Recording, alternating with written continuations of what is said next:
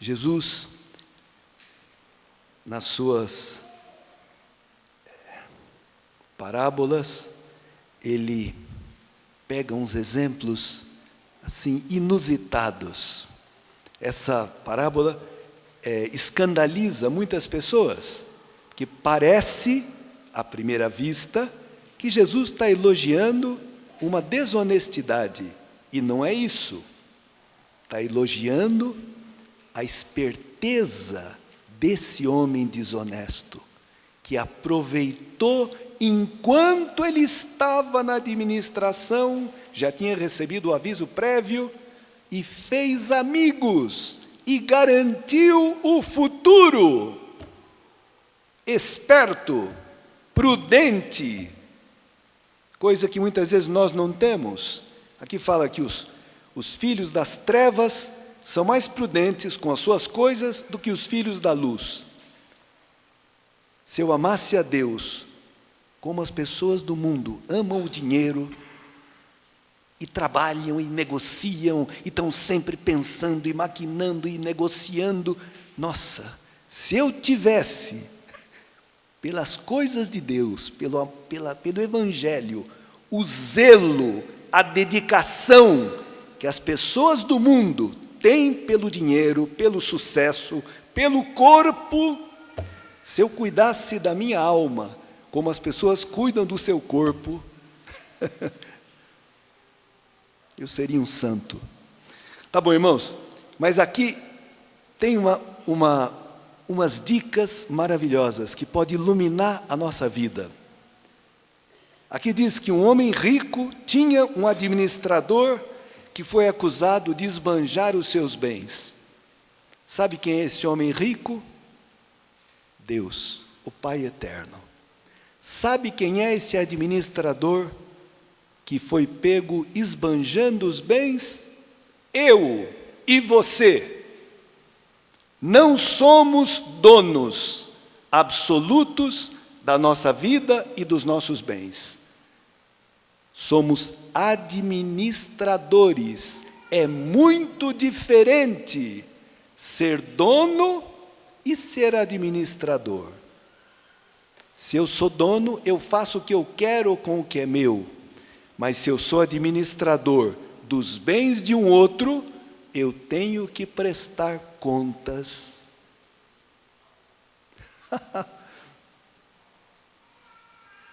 Essa palavra é de uma luz maravilhosa.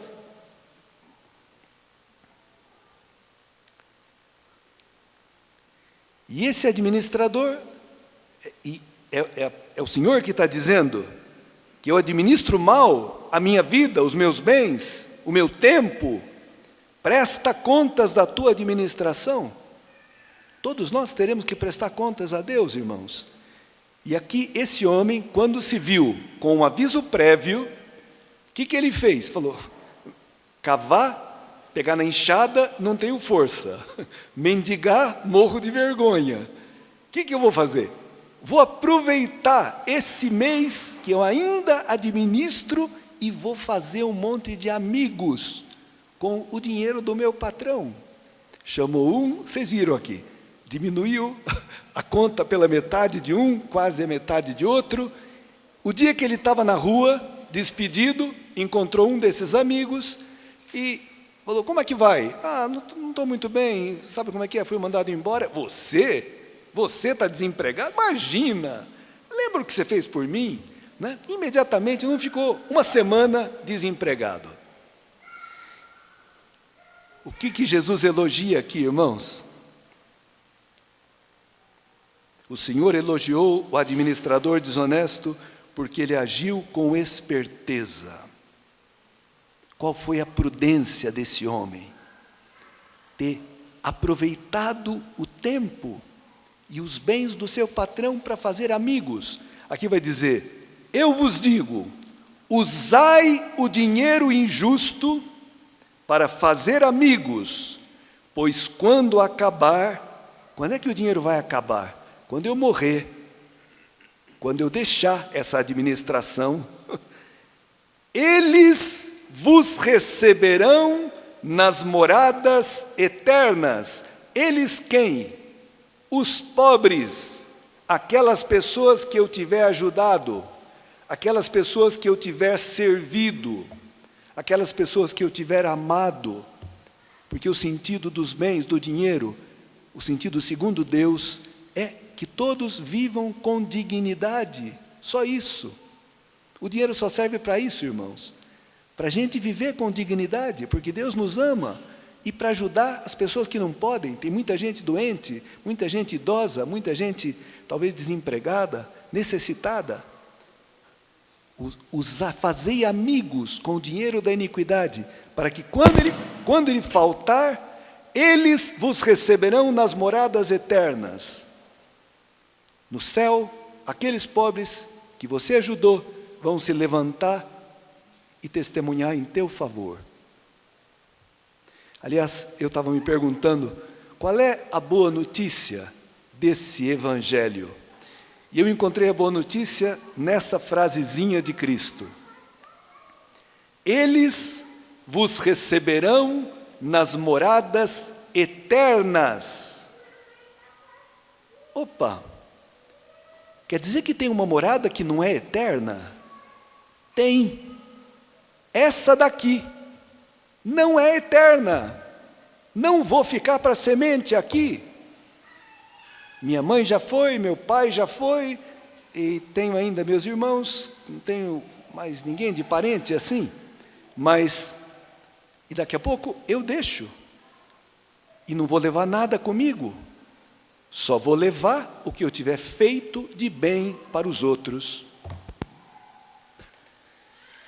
Mas eles vos receberão nas moradas eternas, quer dizer que existe uma morada eterna, que é para sempre.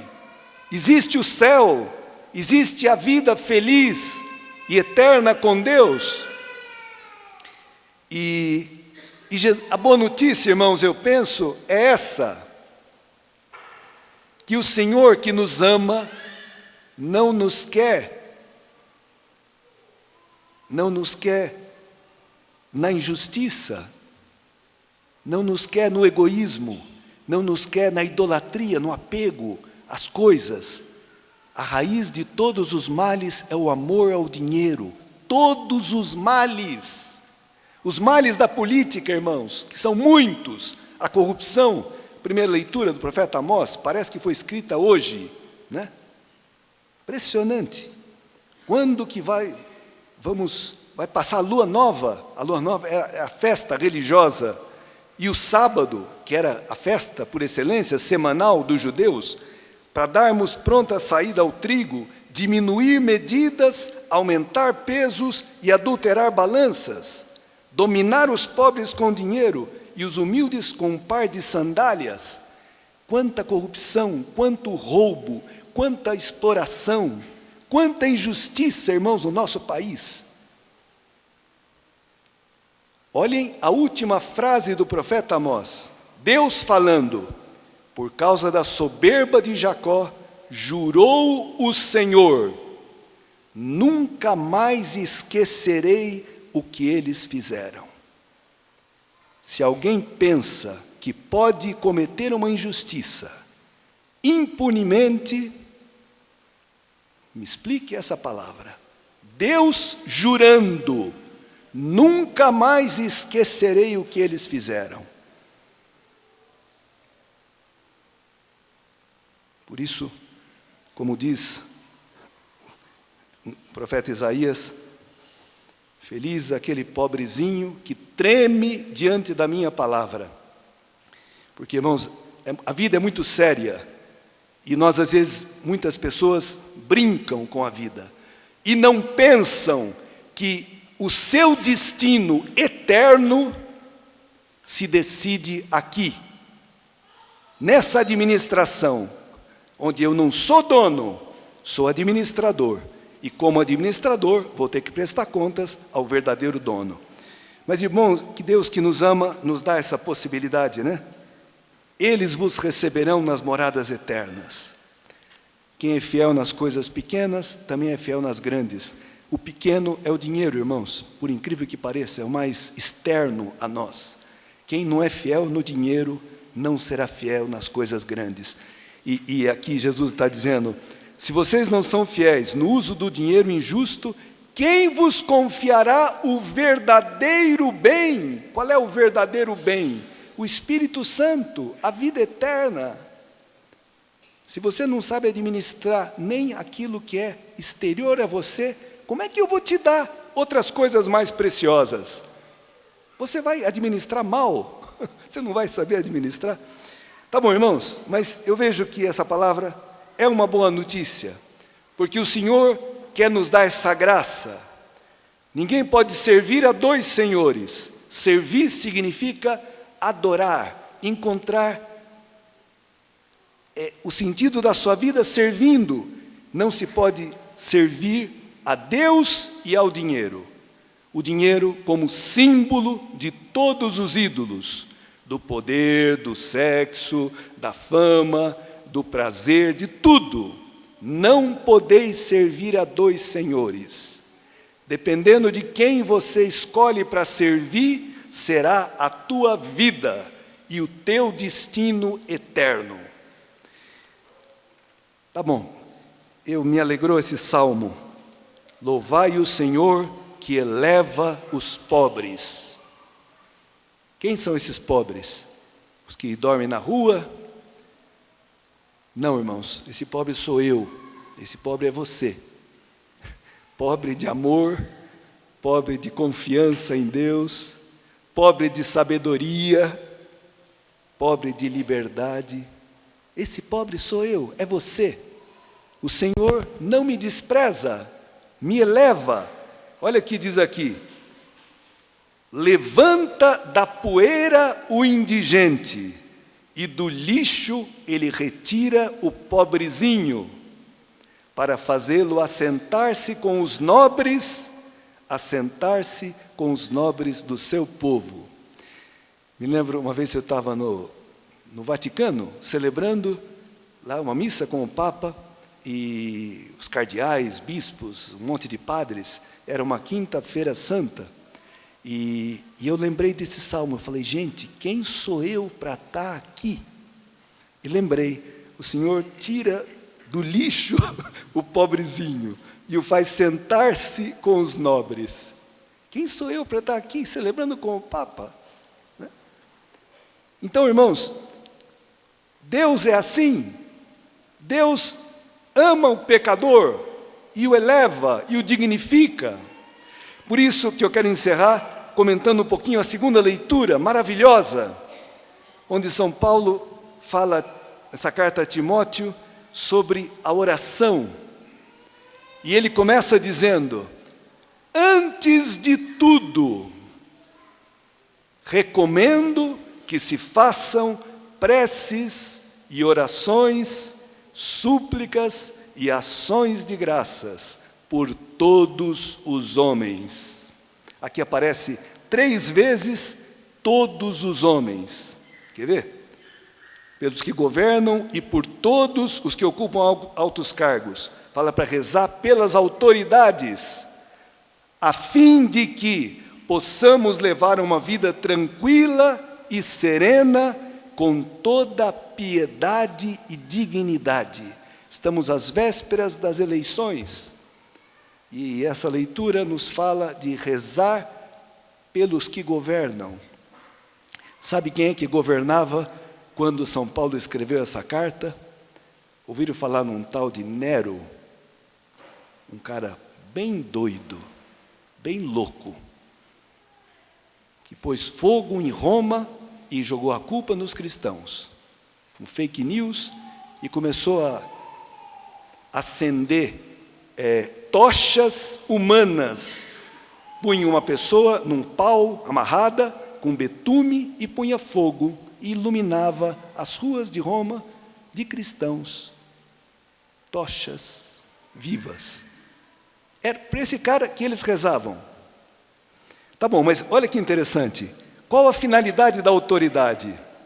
A fim de que possamos levar uma vida tranquila e serena, porque Deus ama a comunhão, o bem-estar, a dignidade. E serena com toda piedade e dignidade. Sabe o que é a piedade? Eusebeia, em grego. A piedade é a síntese da vida religiosa e moral. Isso é a piedade. A autoridade deve ajudar, a criar um clima onde se respeite a vida religiosa e moral, porque é isso que faz uma nação digna e não um bando de bárbaros. Por isso, uma leitura maravilhosa, irmãos, para o nosso discernimento. Quem que pode ter condições de que a gente possa, nós e todos os homens, ter uma vida com piedade e dignidade. Mas aqui é interessante porque fala, há um só Deus, um só mediador entre Deus e os homens, o homem Cristo Jesus, que se entregou em resgate por todos. E lá em cima falava, súplicas, ações de graças por todos os homens, todos. Deus não exclui e não divide também entre bons e maus. A oração, e por que antes de tudo? Porque, irmãos, Paulo sabe que ele é um administrador, que ele não é dono. Por isso, ele se apoia em Deus. A oração é apoiar-se em Deus. A oração é escutar a Deus. A oração é perguntar, Senhor, o que queres de mim? A oração é dizer, Senhor, me dá tua sabedoria para que eu tenha discernimento e faça as escolhas certas na minha vida. Senhor, me ajuda a amar as pessoas como o Senhor me ama, a respeitá-las como o Senhor me respeita, a ter misericórdia dos outros como o Senhor tem misericórdia de mim. Para isso serve a oração, irmãos. E fala, aqui, em português parece que é tudo a mesma coisa, preces, orações e súplicas, mas são 3 palavras em grego diferentes. E ações de graças. Sabe qual é a palavra grega de ações de graças? Eucaristia. Antes de tudo, dar graças, reconhecer que Deus, que a vida me vem de Deus, que só Deus, irmãos, pode nos ensinar a viver, que a sabedoria vem de Deus, não vem dos homens, não vem da ciência, não vem da técnica, pode ser muito boa, mas ela não cria comunhão, amor, ela não nos leva para as moradas eternas. Por isso, antes de tudo, recomendo que se façam orações, preces e súplicas. Uma palavra maravilhosa, irmãos. Aquele que reza, que se apoia em Deus, enfrenta todas as dificuldades. A cruz fica leve, fica suave para quem reza. E Deus nos ajuda em tudo. Começa recomendando a oração e termina dizendo, quero, portanto, que em todo lugar os homens façam a oração, erguendo mãos santas, sem ira e sem discussões, ou sem contendas. Deus só escuta a oração do pacífico, daquele que tem as mãos puras. Quem tem as mãos sujas de sangue, quem tem um coração cheio de ódio, de divisão, de rancor, de julgamento, a oração dele bate no teto e volta. Não atravessa as nuvens, o céu. Deus escuta a oração do inocente. Escutou a oração de Cristo. Pai, perdoa-lhes, não sabem o que fazem. Ele estava oferecendo as suas dores, a sua humilhação. Ele é o pobre por excelência. Louvai o Senhor que eleva os pobres. Cristo, irmãos, olha o que a antífona do Evangelho. Jesus Cristo, sendo rico, porque Deus se fez pobre, se fez homem, carne, por amor, para que sua pobreza nos enriquecesse. Você conhece uma pobreza que enriquece? A pobreza de Cristo, a humildade de Cristo, a misericórdia de Cristo, o amor de Cristo, a mansidão de Cristo, nos enriquecesse. Por isso, irmãos, alegremo-nos, bendigamos o Senhor, que nos ama tanto e que nos ajuda em todas as nossas tribulações.